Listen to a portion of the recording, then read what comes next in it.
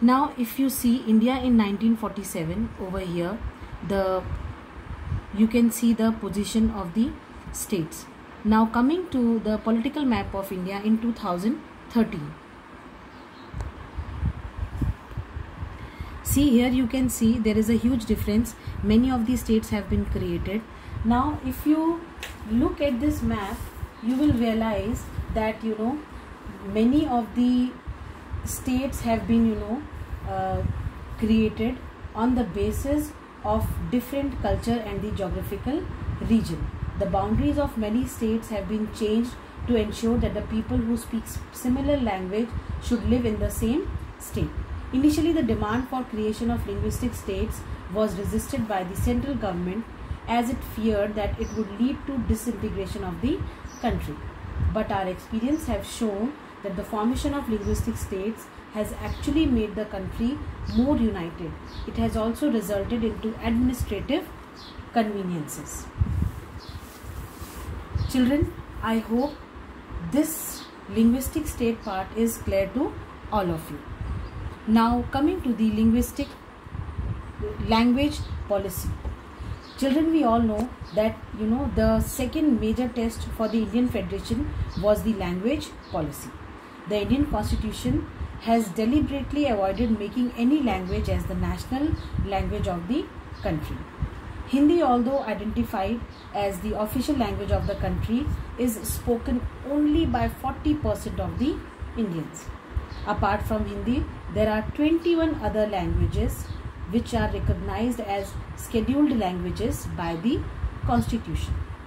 A candidate willing to appear in examination conducted by the central government may opt to take the examination in any of these languages. Many states in India have their own official language. Major governmental work of a state is conducted in the official language of the concerned state. Now, children, according to the Constitution, the use of English as the official language was to stop in 1965. But there were many non-Hindi speaking states who insisted for its continuance. In Tamil Nadu, this demand took the shape of a movement which turned violent, and as a result, the central government had to agree to keep both English and Hindi as the official languages. And the flexibility which was shown by the Indian leaders helped our country in avoiding a kind of situation that would have led to large-scale violence, as it had led to civil war in Sri Lanka. Hope this language policy is also clear to all of you. Now coming to the center-state relations. Children, restructuring of the center-state relation has strengthened the Indian Federation. Now, the working of the constitutional arrangement for the power sharing depended largely on the party in power at the center and at the states.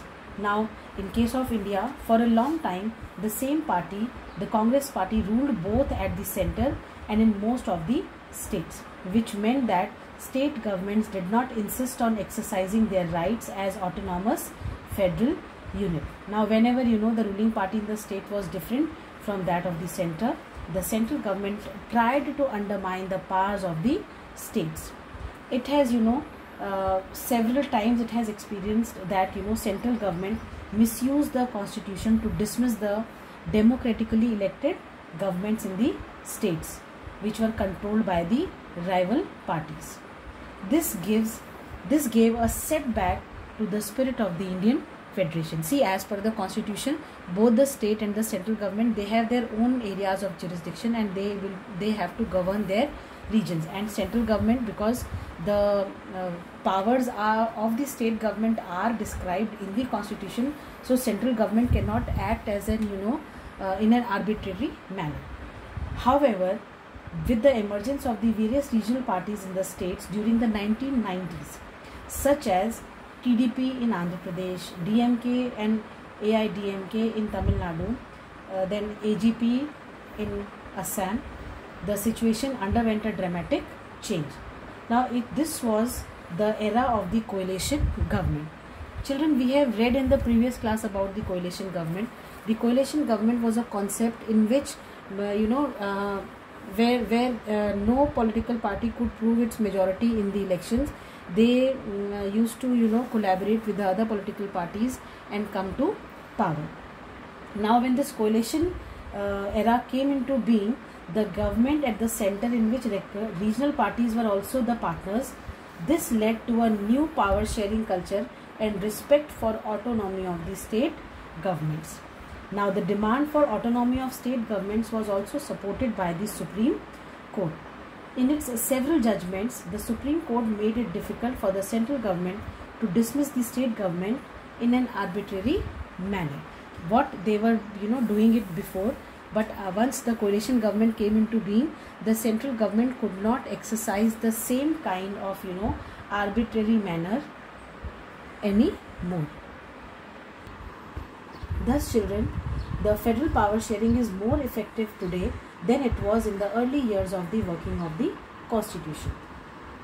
Do you know, in the 50th year of our sovereign existence as a modern state, it is critically significant for us to rethink our federal polity and the plural society in order to design a federal India.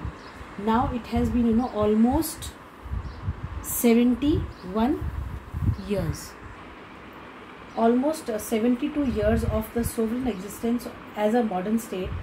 It is critically significant for us to rethink about the federal polity and the plural society in order to design a federal India, which can successfully combine the federalism and the pluralism in the institutional framework of self-rule plus the shared rule.